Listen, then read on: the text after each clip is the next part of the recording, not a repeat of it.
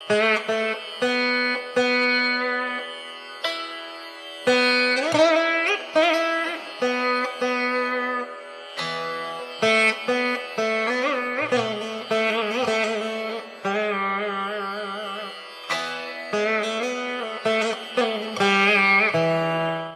very happy to present you the principles of Isvara and Jiva according to Siddhanta Lesha Sangraha.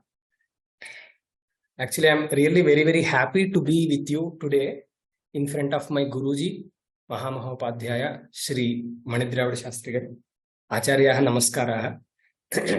And also, I'm very happy to be present here in front of you. We have Penna Madhusudanji and Maheshwaranji, and there are many other students in the participants list who I know. I welcome you all to my talk.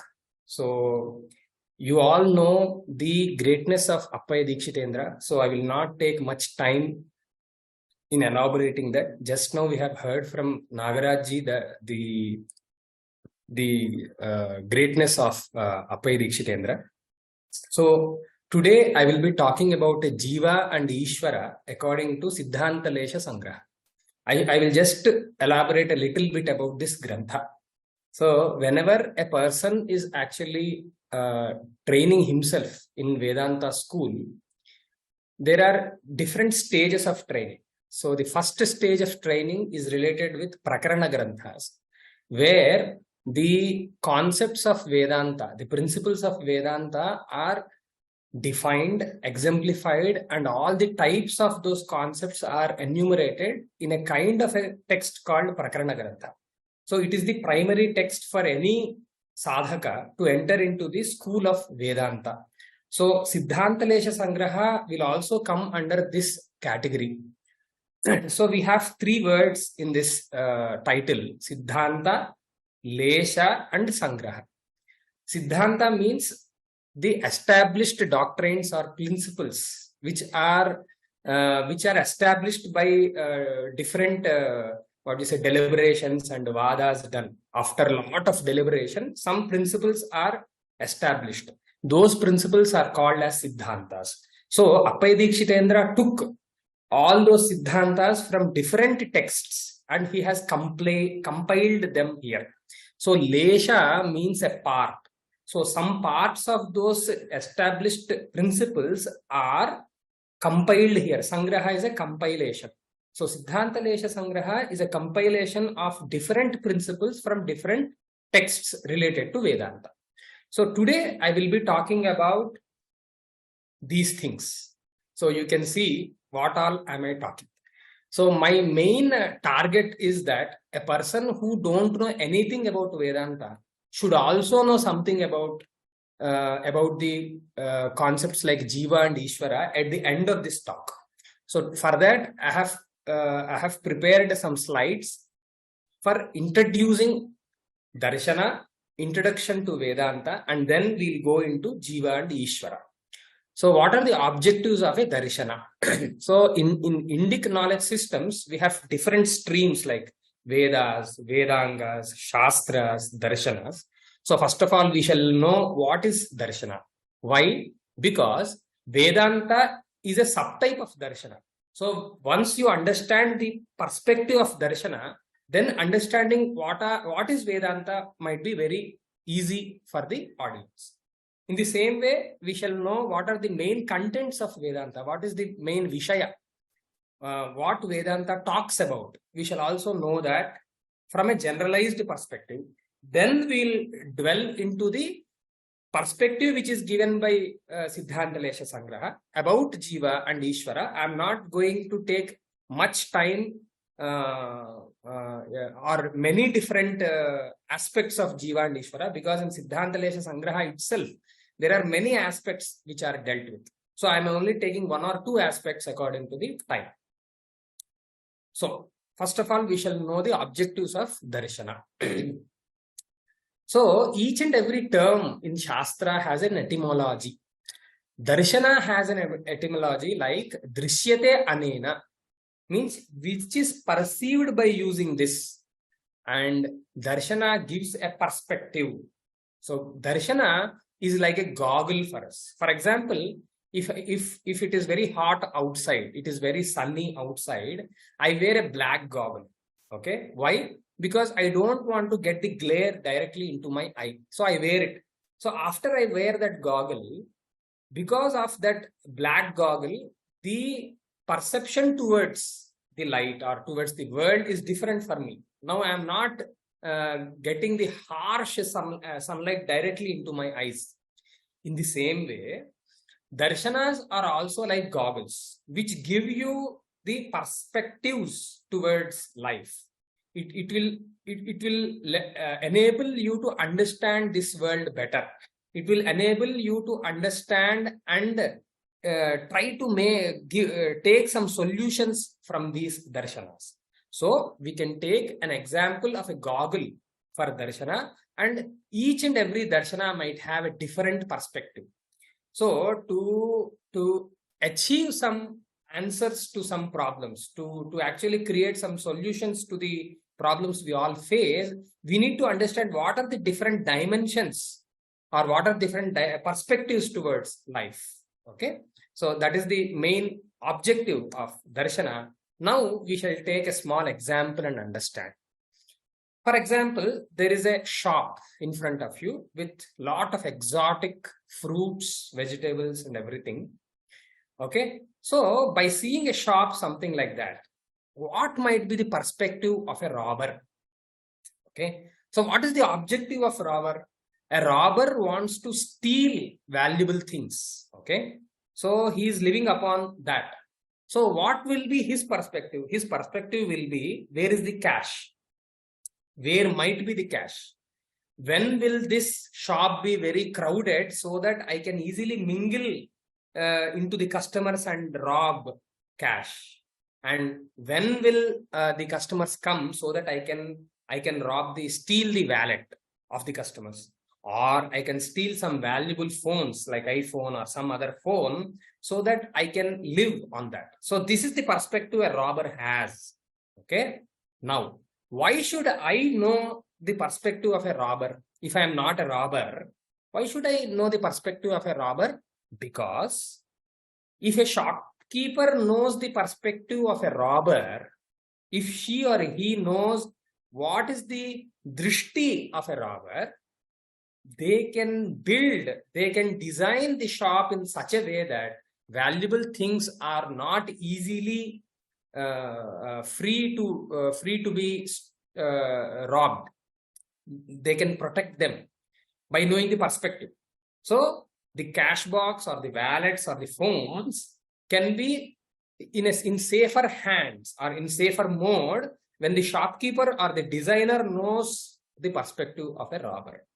In the same way, the same shop can be perceived in a different way by a doctor. So what is the role of doctor? The doctor's role is to improve health in the society. So by seeing any shop with exotic and fresh fruits and vegetables and food, the doctor will be seeing what kind of vitamins does these fruits have, what kinds of minerals can my patients get, and what are those health benefits my patients get if they are directed towards this shop. This would be his perspective. And this perspective is very much helpful for a person who is a health enthusiast, who want to be healthy always. If he knows the perspective of a doctor, he might not mistake doctor, because fruits and vegetables are costlier. So he might mistake that a doctor is a marketing agent for a fruit shop also, if you don't know the perspective. If you know the perspective, the effects are more impactful. So that is why knowing perspectives is very much helpful for us. So that is why each and every different kind of a person will have a different kind of a perspective towards life, towards the creation, towards the universe, towards problems. For example, the perspective of a scientist to classify, explain, predict, and control this universe, or to understand this universe and explain and predict some things and also control some things, he will have a different perspective than an actor.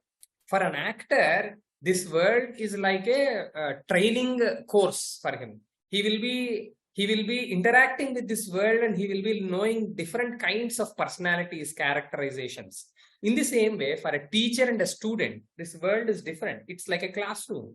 For a politician, this world is that which gives him or her the power which she wants. In the same way, for a sadhaka, a rishi, world is very much different.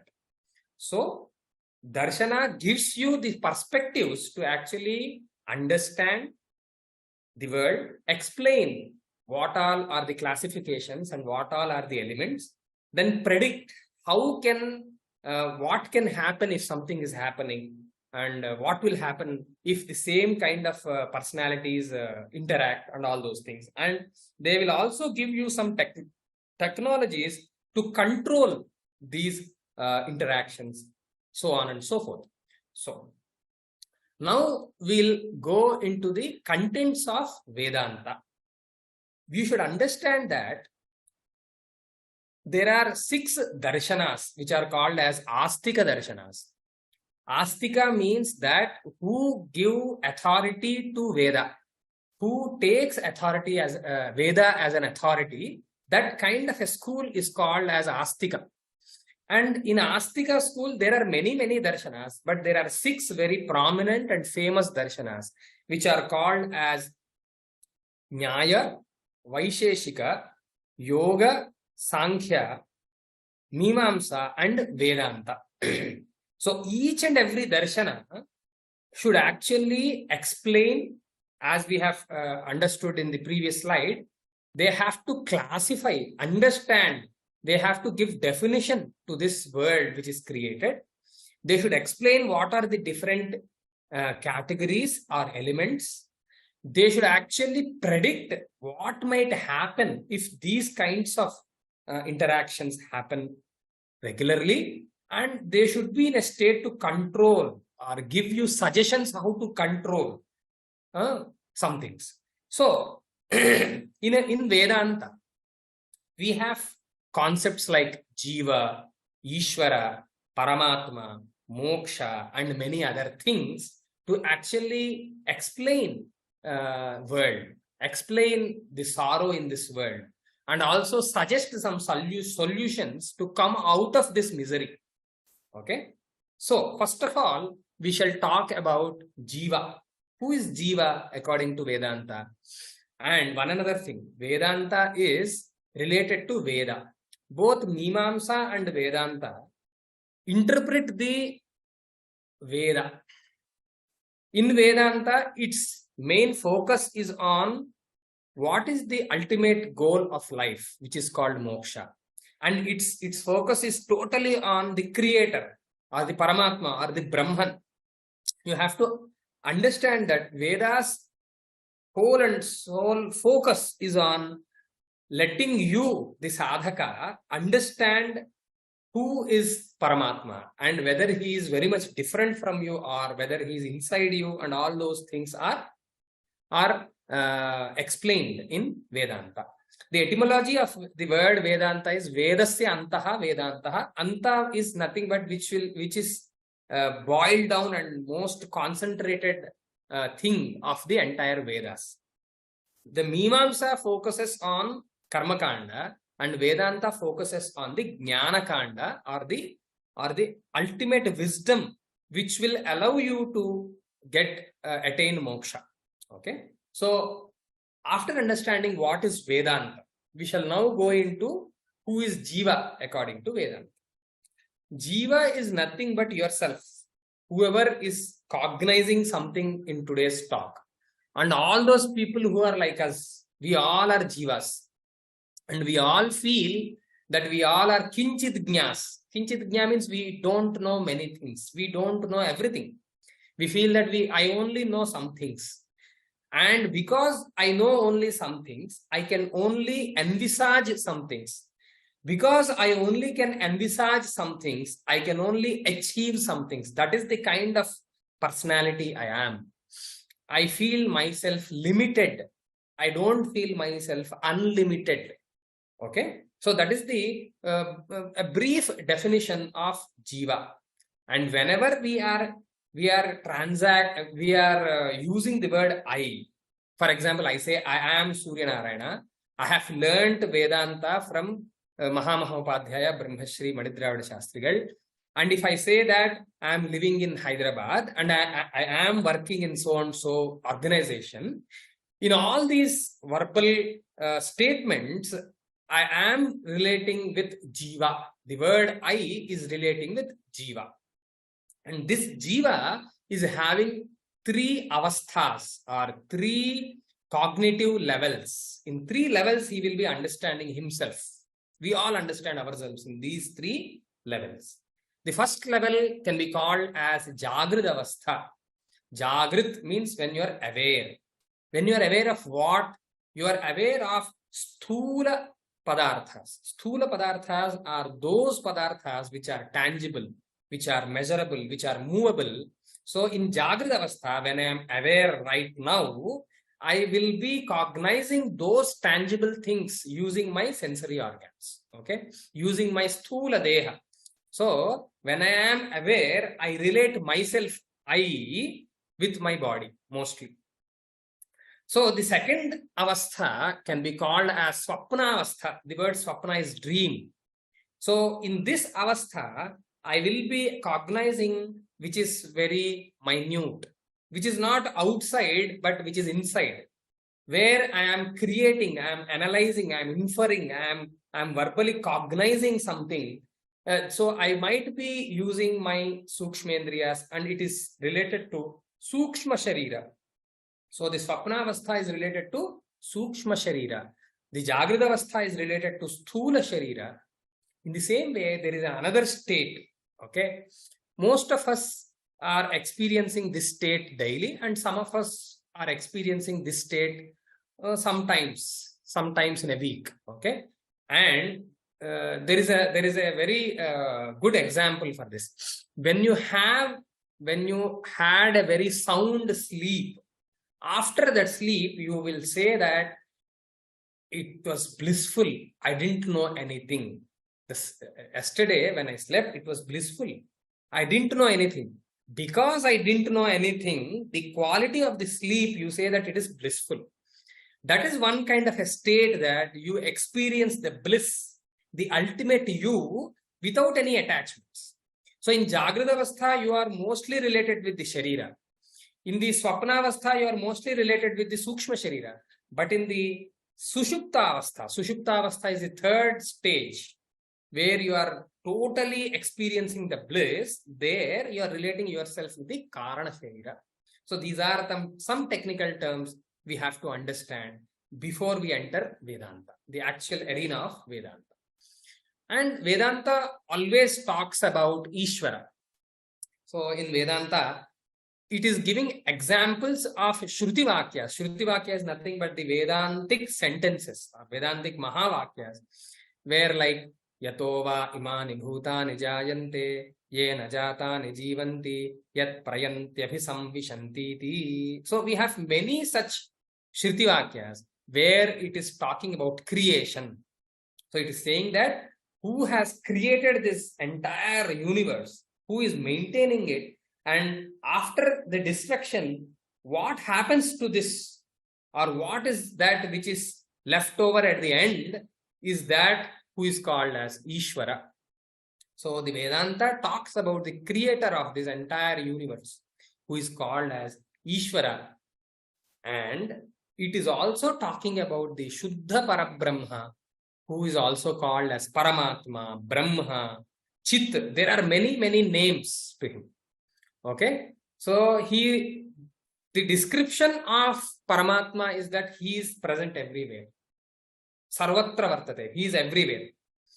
And that is why we can say that he is omnipresent. That is the word we can use in English. He is everywhere, inside, outside, and he is also the underlying current in Jiva, in Isvara, in everything. Whatever you are perceiving, what you don't perceive, everything is actually derived from Paramatma. That is the viewpoint, that is the goggle which the Vedanta prescribes. Okay, so it will talk about Paramatma. And one another very, very important thing is moksha. What is the ultimate goal of life? So ultimate goal of life is to experiencing yourself without any attachments. That is called as moksha. Anandatmaka Brahma avaptihi. Brahma is nothing but the actual embodiment of Ananda. He doesn't have another body like we have. He don't need a body like we have. We need a body to perceive. We need body to actually hold the indriyas and many other things. But the ultimate source of everything doesn't need a body. And we understanding that Paramatma is nothing but myself. If I am not relating with this Sthula Sharira, if I am not relating with this Sukshma Sharira, then that which is left over, or that which is which will be perceived without any connections, that is myself. That kind of a internal experience, it's not a verbal cognition. For example, you all are reading this statement, and I am also reading this statement. We can't say that we all are in the moksha state. Why? We did not internalize that. Still now also I feel that I am a presenter or instructor. You all are my students or my listeners or audience. So still we are in that Dvaita Bhava only. Hence, this is not a moksha avastha. But while defining what is moksha, it is the internal experience of you becoming him. That is the definition of moksha. Now, while we are trained in Vedanta, we often come through statements like Jagan Mithya Brahma Satyam, which means that the entire creation is illusion and Brahma is the only person who is the reality. And we also hear Tat Tvam Asi. Tvam means you, Jiva, myself, I am also Jiva. And this Vedavakya is suggesting that you are nothing different from him. But while I am transacting with you, if I don't feel that you are different from me, why will I transact with you? Why will I talk with you? Why will I present anything with you? In the same way, Ahamevedam Sarvam, it is also saying that Aham means myself is everything. Whatever I perceive or whatever is created is nothing different from me. That's what it's saying. So to understand these kinds of complex or the ultimate truth-provoking statements, we need to understand some other parts of Vedanta also.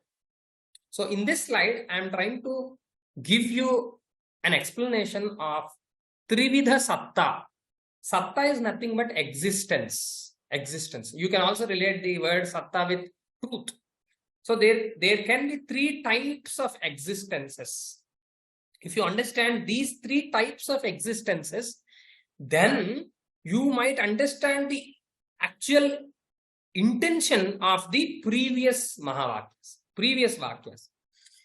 So, first of all, there is something called Pratibhasika Satta. Pratibhasika Satta means the existence of something which is a subject of illusion. Okay. For example, there is a person who is always seeing snakes in and around. He might be a farmer. Okay. He is fearful. He has a lot of fear also. Okay. Some night, at night, there was no bright light. Okay. The light is very dim. It is shabby and it's actually moving. Okay. There are some agricultural tools in one room where there is a long rope also, which is very, very thick. So when he is seeing that rope, actually he don't know that it is rope. He's just seeing something. Okay. Because of the light, because of his fear, he might cognize that rope to be a snake. And this is called as Rajju Sarpa Bhranti. So if a person is exposed to this kind of an illusion, the satta or the existence of that snake is related to Pratibhasika Satta. It is not actually there. There is no real snake. But there is an illusion of snake, and an illusionary snake is born. And because of that cognition, the farmer has sweat. He is full of fear, and he runs away from that room also because there is a snake, isn't it? So it is actually affecting. It is affecting, but it is not totally true. So that kind of a satta is called as pratibhasika satta.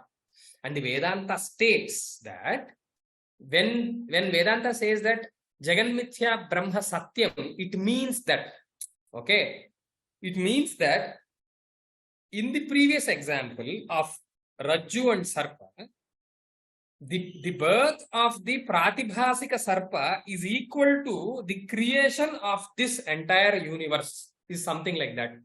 It's not totally truth, but it is giving you some effect. Like the farmer was very much fearful, he had a lot of sweat all over his body and he ran away from the room. These all are the effects of the Pratibhasika Sarpa. In the same way, this Jagat, which is created, is also giving us some effects. We all are cognizing something, we all are experiencing something, we all are interacting with each other. Okay? But according to the ultimate reality means the ultimate reality is called as Paramarthika Satta. So the ultimate reality is only Paramatma, only Shuddha Brahma, only Shuddha Chit. Everything else which is derived from Shuddha Chit don't have the Paramarthika Satta. So from Paramarthika Satta's viewpoint, this world is mithya, this world is illusionary. That's how we have to understand Jagan Mithya Brahma Satyam. In the same way, the other kind of a satta is Vyavaharika Satta. Vyavaharika Satta means the satta which we all are experiencing right now. We all are transacting with each other right now. All of us did not realize that Brahma eva ekam satyam. We did not cognize that Paramatma is the only truth. We did not even cognize, but we experience it. We are still knowing, we are still trying to know that through Vedantic expressions. So in that stage, the Vyavaharika Satta is there. Okay. So this might be the worldly truth. Okay. Worldly truth, illusion, the ultimate truth. That is how we can even explain these stages. And I will also talk about the concept which is taken today by me, which is Jiva and Isvara according to Siddhantalesha Sangraha. So in one of the Parichedas, in Siddhantalesha Sangraha, the Jiva and Isvara are defined in multiple ways. So first of all, I will be taking one text which is called as Prakatartha Vivarana. So in Prakatartha Vivarana, the Prakatartha Vivarana Karta has actually given a definition of both Isvara and Jiva. The definition is like this. Anadihi anirvachya bhuta prakritihi chinmatra sambandhini maya. So to define or understand who is Isvara and who is Jiva and what's the difference between both of them, first of all, he wants us to understand what is Maya. What is Maya? Generally, in our regional languages, we take Maya as magic. So it's not magic actually. So Maya is something which has no adi, anadihi, navidyate adihi yasyasa anadihi, beginningless, which don't have a start point. Okay, that is called as anadihi. Anadihi is Maya. In the same way, there is another qualifier for Maya, which is anirvachya. You cannot explain Maya. You cannot, it is indeterminable. Okay. You cannot actually say that this is Maya and this is not Maya. It is very vague, or it is not very clear that, or your capabilities are not enough to explain it. That is the right explanation. Your capabilities are not enough. Your means the Jiva's capabilities are limited. We all feel that we are limited. So the limited capabilities are not enough to actually understand what is Maya in totality. In the same way, it is Maya is the primal cause of all beings. Bhuta Prakritihi. It is the primal cause of anything which is created in Vedantic goggle. In the same way, it is only related with Chit. Chit is nothing but the Paramatma, only associated with Paramatma. Chinmatra Sambandhini. So now we have understood that Maya does not have any start point. It can't be explained. It is the cause of any creation and it has only relation with Chit. Then, after understanding what is Maya, he's saying, he's defining who is Isvara. Isvara is the creator. Isvara is a reflection. That's what he's saying. He's taking an example. And this kind of example is called as Bimba Pratibimba Vada. Pratibimba is reflection and Bimba is the actual source image. Okay, whenever we see ourselves in the mirror, the reflection is what we see in the mirror. Okay, and the image is what you are actually, the element or the object which is standing in front of the mirror. And the mirror is the upadhi or the reflector. Okay, in this example also, Maya, which is defined just now, is the reflector. And the source image is the Paramatma, Chit. And the reflection is Isvara. So, from this viewpoint, if you just recollect the Paramarthika Satta, Vyavaharika Satta and Pratibhasika Satta, even Isvara, the creator of this entire universe, is also not the Paramarthika Satta. He don't have the Paramarthika Satta. He is not the eternal truth, according to Vedanta. Okay, the eternal truth is Paramatma and just a reflection in Maya, because the entire creation is mithya, is illusionary according to Vedanta. So Jagan mithya, Brahma satyam, Brahma ekameva satyam. So anything else other than Brahma or the Shuddha Chit is not totally real. Like in the example of your face, mirror, and the reflection is not totally as truth as your actual face. In the same way, the Shuddha Paramatma is the eternal truth and the reflection is the Isvara. That is whom we consider that created this world. If the creator of this entire universe itself is not totally truth, then the world will also not be the truth, the total truth or the ultimate truth. So that is what we have to understand from this example. I have also depicted the same thing from taking another example. Like there is a very beautiful sky with a lot of clouds, stars and moon, and there is a sea or ocean, and there are small rocks here and there. Because it is near to the ocean, this picture is reflected in the ocean, in the water. Okay, so there are three things here. Okay, you have water, lot of water, and in this water, because it has the capability to reflect something, there is a reflection, and the reflection is of the sky, clouds, stars, and the moon. The entire picture is reflected here. Okay, so this is an example. So what should we understand from this example is that the actual source image or the beautiful sky with clouds and moon and stars is nothing like the Paramatma. It's just like the Paramatma. So the reflection of this beautiful scene in the water, okay, in the water's place, we have to take the Maya. So Maya has the capability to reflect something. Okay, and who is reflected? What is the reflection? What is the reflection? The reflection is Isvara. So the reflection of Chit Paramatma in the Maya is the Isvara, and who is the creator of this entire universe. That's what we have to understand from this. Tasyam means Mayayam. In the Maya, Chit Pratibimbaha, Chitaha Pratibimbaha. The reflection of Paramatma is considered to be the Isvara. That is what it's saying. Okay. Now, after defining what is Isvara and who is Isvara, now the Prakatarthakara is defining who is Jiva.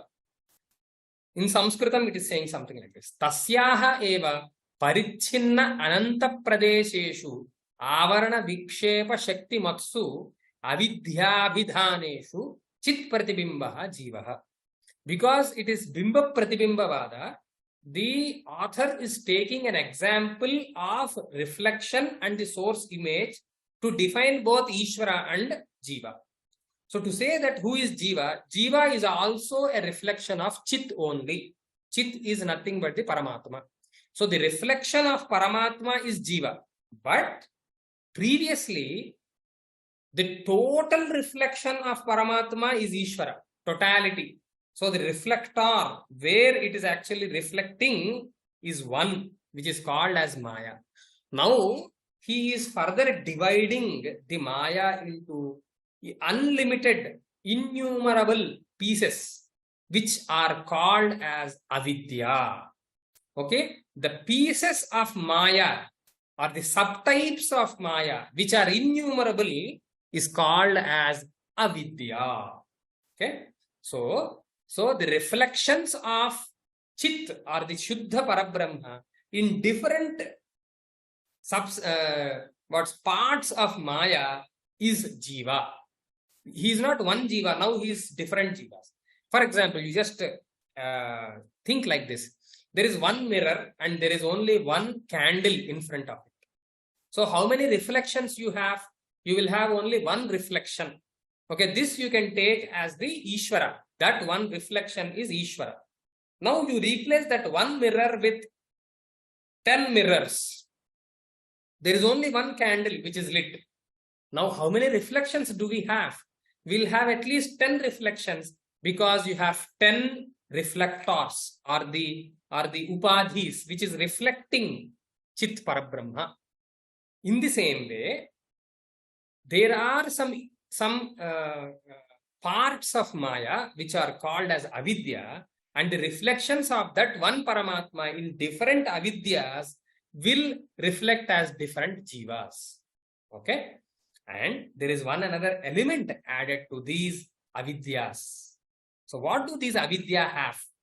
These avidya have two powers. Those powers are called as avarana vikshepa.